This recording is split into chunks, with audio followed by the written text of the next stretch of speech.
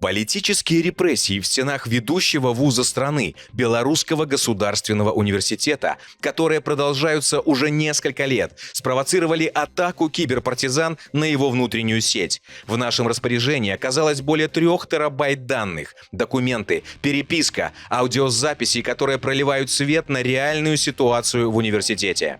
Первый выпуск, в котором мы обнародовали подноготную репрессий в БГУ и опубликовали реальную статистику увольнений и отчислений по политическим мотивам, смотрите по ссылке в описании. В этом выпуске мы наглядно покажем на примере Белорусского государственного университета, во что превратилась система высшего образования в Беларуси при диктаторе Лукашенко, а также раскроем некоторые секреты руководства вуза, которые до сих пор тщательно скрывались. Поддержи партизанскую хвалю и киберпартизан на Patreon. Ссылка под этим видео. Стань партизаном. Тотальная слежка за студентами и преподавателями со стороны спецслужб, постоянные интриги и манипуляции стали нормой при руководстве БГУ, которое де-факто назначается в администрации Лукашенко не за личные или академические заслуги, а по принципу лояльности системе. Так, с 2017 года пост ректора БГУ занимает Андрей Король. Король Андрей Дмитриевич. Родился в городе Гродно, где окончил городской университет имени Янки Купалы по специальности радиофизика и электроника. Женат, детей нет. Доктор педагогических наук, профессор. Лично доносит в органы МВД и спецслужбы на учащихся и коллег. Регулярно изменяет жене. Поддерживает русский империализм, одобряет военные удары по мирным жителям Украины. Графоман. После фальсификации выборов 2020 года ректор БГУ открыто продемонстрировал приверженность диктатуре. В сентябре того года Андрей Король записал официальное обращение, в котором пообещал, что увольнений и отчислений по политическим мотивам в Белорусском государственном университете не будет. Однако с тех пор из-за репрессий вуз покинули сотни преподавателей и студентов. Очевидно, посчитав, что достаточно проявив лояльность к режиму, Андрей Король решился даже выпросить преференций.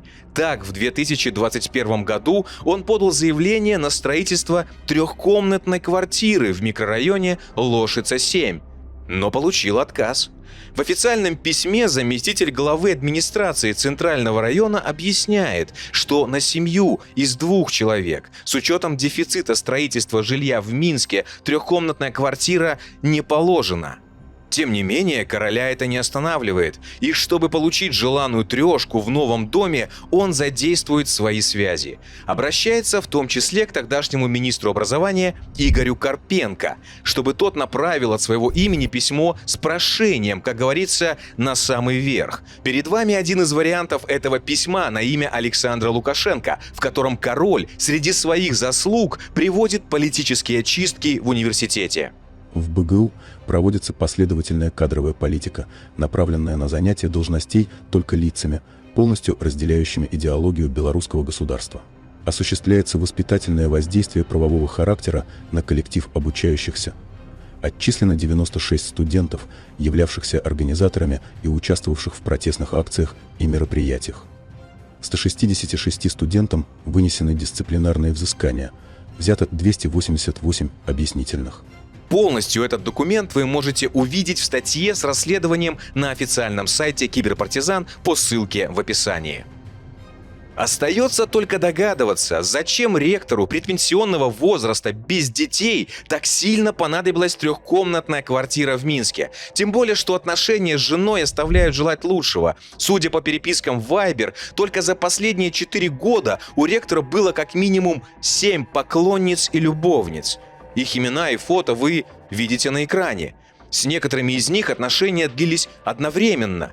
Мы не будем подробно останавливаться на этой теме в рамках видео, но детальнее вы можете ознакомиться с ней в статье с расширенной версией расследования по ссылке в описании. Андрей Король не только выпрашивает преференции у начальства, якобы за идеологически верную службу, но и не упускает случая обманывать систему, на которую работает, если ему это выгодно. Так показательна история с анкетированием, которое было запущено по инициативе администрации Лукашенко. В июле 2023 года ректор БГУ получил приказ провести опрос среди преподавателей вуза, который в том числе касался оценки его работы. Однако вопросами анкеты Андрей Король явно не был доволен и воспринял это как попытку подвести основания для его увольнения, о котором на тот момент уже активно ходили слухи в университетской среде. Ну вот я еще раз прочитал эту анкету, которую вчера сбрасывал. Ну согласитесь, ну явно она заточена как бы такая...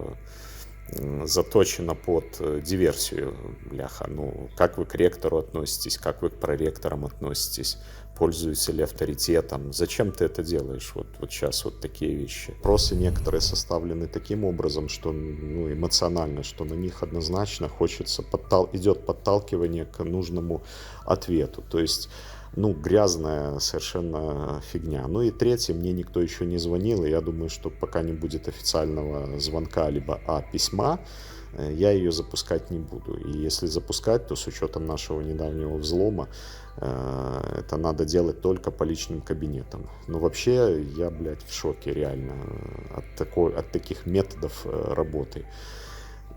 Есть же хороший метод. Ну, вызови ты короля и скажи, в чем я не такой, какие ко мне претензии, и скажи, пиши заявление. Ну вот такая вот лажа, ну это вообще жесть. И получается, что так кого поддерживает администрация? Хороший вопрос. Ректор БГУ воспринимает ситуацию как заговор против него лично, поэтому решает повлиять на результаты анкетирования и провести его только среди преподавателей, которые его поддерживают. Тут еще мысль какая возникла одна. Сейчас это наспех сколоченная анкета, и может быть ее бы и провести на очень малой выборке, подконтрольной, и показать всю, так сказать, несостоятельность составителя этой анкеты. И плюс мы будем иметь возможность оставить свои исходники. Так может быть мы тогда и начнем так делать на подконтрольной нам платформе, потому что деканы пригласят адекватных преподавателей. Человек 150-200 мы наберем. Вначале будет использоваться бумажная версия, а потом уже заполнение в онлайн.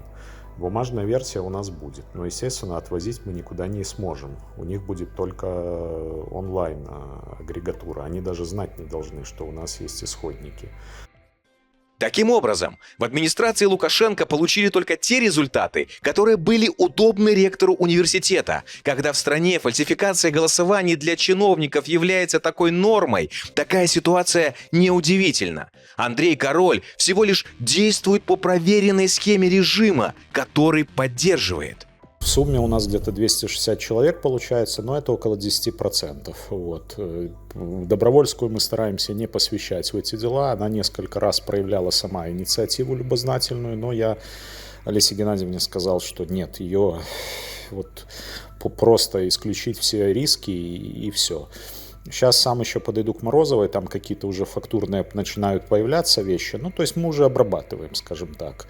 Самое главное, что нам удалось уйти от процедуры этого совершенно неконтролируемого какого-то безбашенного онлайн-анкетирования на вражеской платформе. Но это почти как выборы по платформе «Голос» считать. Вот что-то похожее, наверное, и затевалось. Ректор даже пожаловался на несправедливое, по его мнению, анкетирование председателю Совета Республики Наталье Качановой. Вот только умолчал о том, как именно проводил опрос. Ну и надо как-то Наталье Ивановне обо всем этом дать знать. Ну, обо всем этом я имею в виду о легальных каких-то вещах выпуклых, о том, что у нас анкетирование. Я, кстати, ей не писал тогда. Результаты анкетирования, которые Андрей Король направил в администрацию Лукашенко, вы видите на экране. А теперь давайте узнаем о реальной ситуации в коллективе БГУ, в том числе среди приверженцев диктатора. Например, вот какими проблемами делится проректор по воспитательной работе и социальным вопросам Анна Бакун. Знаете, я теперь понимаю, что, наверное, ректор имел в виду, что я вам постоянно жалуюсь, и что я веду себя как маленькая. Не как маленькая веду, мне просто надоело это все, что тут происходит. Когда я с катетером приезжаю, делаю какие-то вещи, на капельнице, простите, лежу и выбираю слайды, а помощница ректора, она считает, что я неправильно отобрала фотографию президента со СМИ официальных, а надо с официального сайта для студенческой презентации. И после проректора она позволяет себе выбирать фотографию. Это первое. Или позволяет себе комментировать что-то по деятельности ИВР. Так все-таки кто здесь специалист? Я или помощник ректора, например? Знаете, что они там пишут на слайде? Значит, есть проблема по взаимодействию БРСМ и других организаций. Это нам вменяет Минобр. Мы от этого отбрехались. Нет у нас проблем у БРСМ с другими организациями. У нас не создан Совет молодых работников под эгидой Белой Руси. У нас не сформированы кадры патриотическими. Не с кем работать, понимаете? Только одни ходящие люди, считающие, что они специалисты ВВР.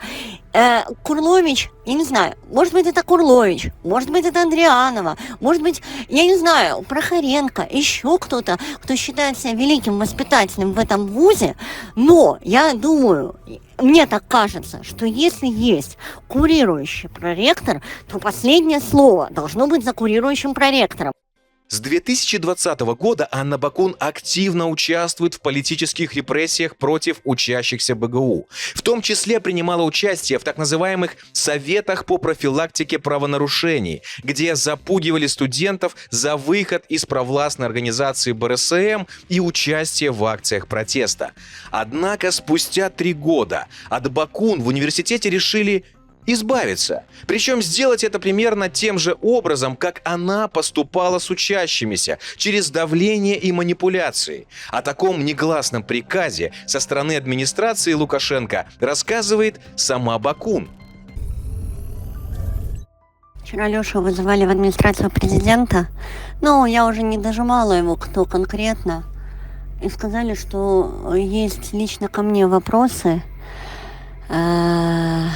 Добрый вечер. Кстати, лично ко мне вопросы и создадут такое броновское движение в БГУ, что в октябре месяце я сама уйду, есть мужчина на мое место какой-то. И, в общем, создадут мне такие условия, что вот невыносимые для меня, для работы. Но они не хотят говорить, чтобы меня убирали, сверху спускать. Они хотят, чтобы я сама ушла, я так поняла. Или чтобы ректор принял решение, чтобы меня уволить.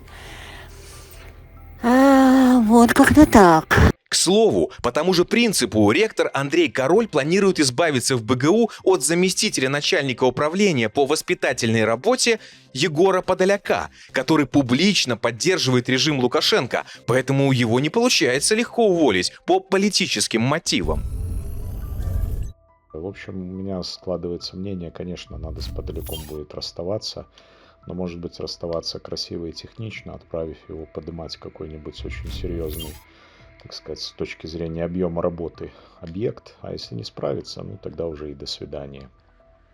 Вот. А с Зуевой посмотреть очень пристально дальше за ней, потому что, конечно, сейчас их двоих никуда оптом не отправишь, восвояси. Это будет совершенно неправильно ни политически, ни технически.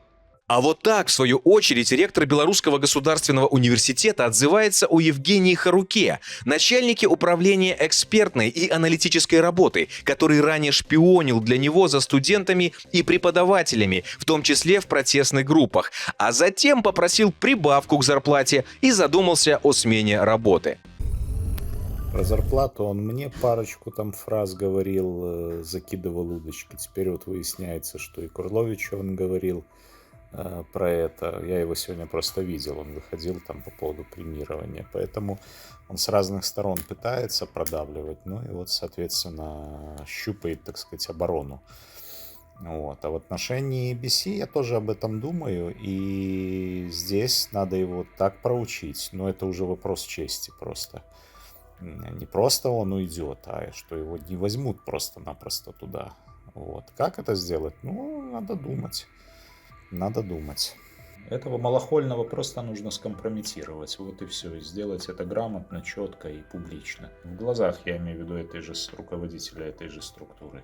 Здесь еще вопрос-то такой, что он задействован в подготовке ежегодного доклада на Совет университета в конце лета.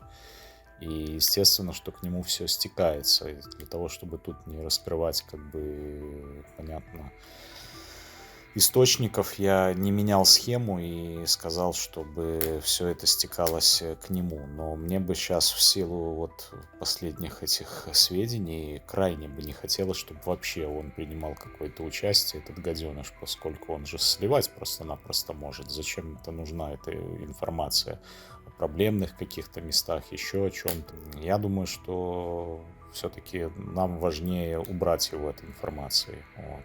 Под благовидным предлогом пускай Курлович все это сам делает, а ему я намекну, чтобы он его, так сказать, с настороженностью к нему относился. Вот. Может быть, под предлогом проверить кого-то другого просто-напросто. Может быть, помощника попрошу, чтобы Екатерина сидела и сама сверяла. И то же самое ей шепну в отношении Харука. Пускай подергается эта сволочь.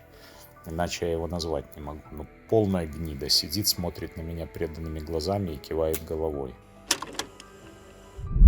Куча текущих проблем, вопросов. Главный, конечно, раздражитель — это Бакун. Вот. Тут уже на нее жаловаться идут. Кислый, Мелих по вопросу увольнения. Вот. Поэтому выходите побыстрее, и надо точку ставить жирную в этом вопросе, кадровую. По поводу Харука, сучонок, просто руки трясутся.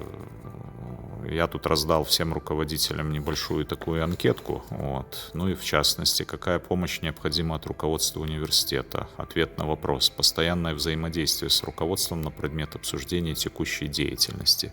Просто охренел. Других эмоций пока нету. К слову, в декабре 2023 года из администрации Лукашенко в БГУ действительно пришел запрос с просьбой уволить Евгения Харука, чтобы он мог занять должность начальника отдела внутриполитического анализа в Белорусском институте стратегических исследований. Однако, чтобы сотрудника наверняка не взяли на работу в государственные структуры, ректор позаботился о плохой характеристике в отношении Харука. На следующей записи Андрей Король также открыто говорит о том, что собирается не просто уволить, а специально собирать компромат на декана механико-математического факультета Сергея Босякова, поскольку тот якобы помог своему заместителю пенсионного возраста поменять должность. Просто уволить Сергея Босякова по политическим мотивам также не получается, так как тот участвовал в репрессиях против преподавателей БГУ. Получил информацию о том, что Курсов, это гнида, замдекана по воспитательной работе, пересел в кресло замдекана по учебной работе. 69 лет. При всех прочих отягчающих. Мне вот интересно, так это или нет, но говорят, что так. И вообще, кто это подписывал, такие вещи? Думаю, что вовремя остановили. Это мне Бакун просто маякнуло, так или не так. У нее откуда-то информация такая есть. В любом случае, Босяков, абсолютно расписавшийся в своем, так сказать, непригодности, если это действительно так, то декан. У нас есть открытый лист с его подписью об увольнении. Сейчас этого делать, безусловно, не надо. Но надо просто-напросто четко взять, открыть папку и собирать на него более серьезный компромат, и потом его нахер пинком под зад. Потому что лучше иметь врага, чем такого декана под боком. Вот и все. А вот так ректор БГУ высказывается в отношении уже уволенного сотрудника, пытаясь организовать слежку за теми, кто с ним общается даже в нерабочее время. Вчера не стал уже беспокоить, поговорил я с Бакун, достаточно был такой разговор для нее, может, и неприятный, и жесткий с моей стороны, но показал ей как бы ее границы того, что она не делает, а должна бы делать. Надеюсь, что что-то, в общем-то, упало, хотя, упало для прорастания, хотя, если честно, видно, что это ее уровень, и больше она выше головы тоже не прыгнет. Есть проблема у нее с мироощущением и с выводами, и с оценками. В чем нужна помощь? Есть очень интересная информация, не знаю, насколько она соответствует, но в принципе думаю, что на 100% соответствует, что наш Миша, небезызвестный, ходит спокойно по субботам в баню с несколькими нашими деканами.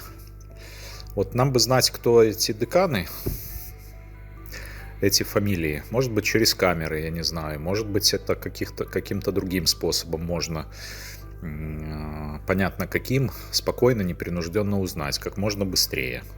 Потому что тогда будет совершенно другое отношение и к этим деканам. Вот. И надо будет достаточно быстро решить, как эту традицию прервать, потому что этот говнюк еще и слухи, возможно, таким образом впрыскивает и впитывает, соответственно, разные вещи. Просто его за периметр университета нахер выгнать и все. Вот. Но самое главное понимать, о ком идет речь. Чувствуя свою безнаказанность в условиях режима Лукашенко, сотрудники КГБ не только организуют слежку за специалистами БГУ, но и распоряжаются их деятельностью на уровне министерства.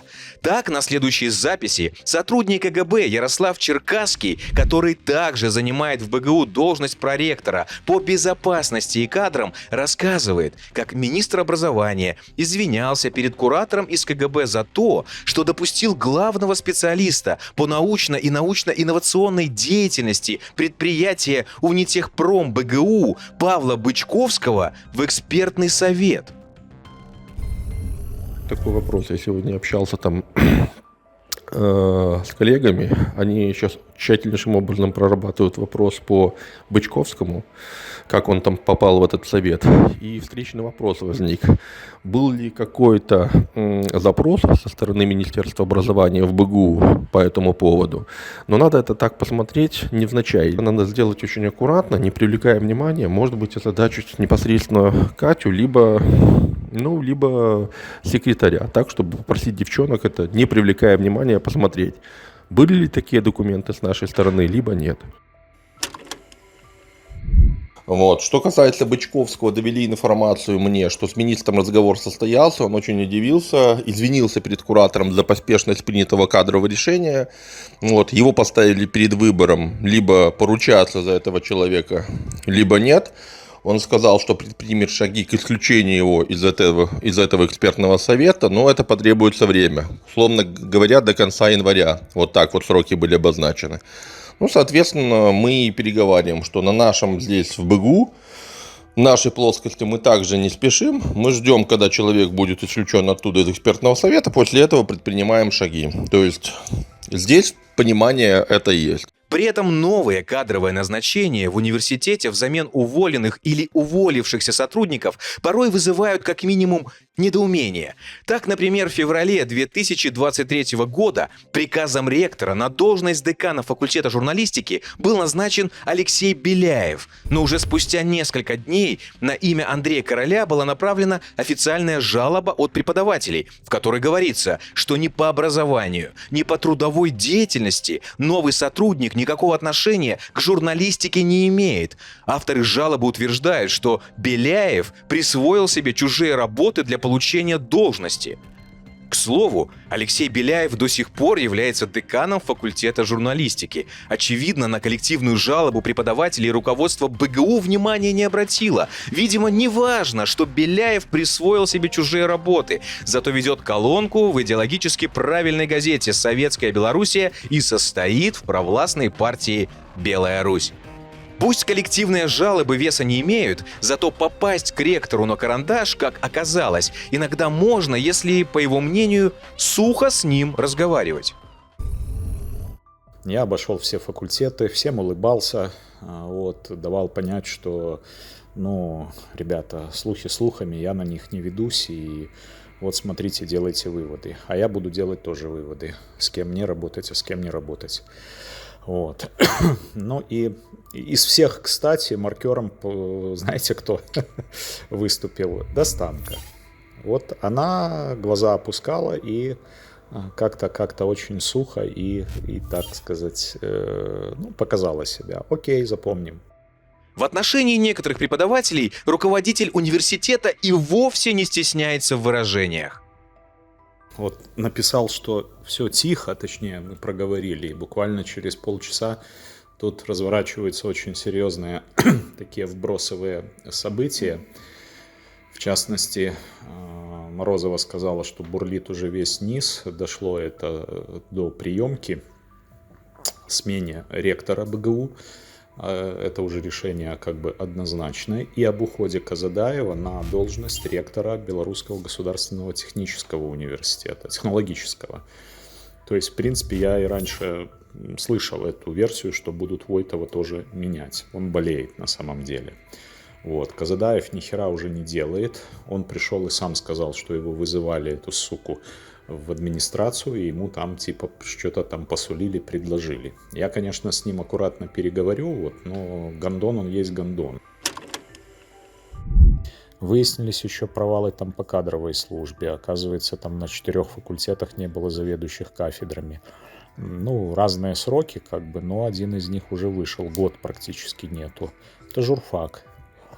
Вот вопрос. Ну, Курлович завтра будет решать. По науке тоже. НИЛы, научно-исследовательские лаборатории без руководителя. Там 8 штук целых. У меня вопрос, а куда эта манда смотрела Добровольская? В общем, я очень рассчитываю, что она сейчас стучать не будет, хотя у нее администрация запросила. Понимая, что это для нее чревато, она немножко трусоватая, мягко говоря. Вот. Но потом с нее надо, конечно же, очень серьезно спросить, и даже не спросить, а у меня уже решение созрело. Вот. Ситуация с массовыми политическими увольнениями и закулисными интригами, которая сложилась в Белорусском государственном университете, к сожалению, лишь пример того, чем стала вся система образования при диктаторе Лукашенко, когда учебные заведения фактически превращаются в режимные объекты с постоянной слежкой, доносами в КГБ и органы власти, массовыми политическими увольнениями. Киберпартизаны посчитали своим долгом показать истинное лицо этой системы и обнародовать ее секреты. После нашей атаки на внутреннюю сеть БГУ и публикации некоторых данных оттуда в июле 2023 года руководство университета выступило с опровержением, сославшись на внезапный технический сбой. Неудачная идея принадлежит начальнику Центра информационных технологий БГУ Виктору Кочину. Вполне вероятно, ту же позицию руководство университета займет и в отношении текущих расследований. Что касается информационного, скажем так, проблематики, к большому сожалению, наши якобы партнеры Национального центра защиты персональных данных нас очень сильно подставили. Согласно законодательству, мы написали им письмо, мы обязаны написать, а они взяли и опубликовали в интернете. И, честно говоря, было крайне неприятно, потому что тем самым они где-то даже подыграли нашим врагам, тем же киберпартизанам. Как бы мы давали опровержение, а они как бы косвенно подтверждали их версию. Что стало, честно говоря, очень неприятным сюрпризом. Честно говоря, я еще спрошу ребят, следователей, которые уже работают по этому делу, насколько этот центр имел право раскрывать некие детали, потому что идет следствие, потому что это был реально удар ниже пояса, по большому счету. Публикация личной информации и тайных махинаций руководства БГУ стала следствием того, что вместо образовательной и научной деятельности ВУЗ продолжает заниматься политическими чистками. Напоминаем, что легитимной целью для атак киберпартизан становится любая структура, предприятие или организация, которые совершают преступления против белорусского народа в поддержку диктатора Лукашенко. Подписывайтесь на канал Киберпартизан в Телеграм, чтобы оперативно узнавать о новых кибератаках и расследованиях.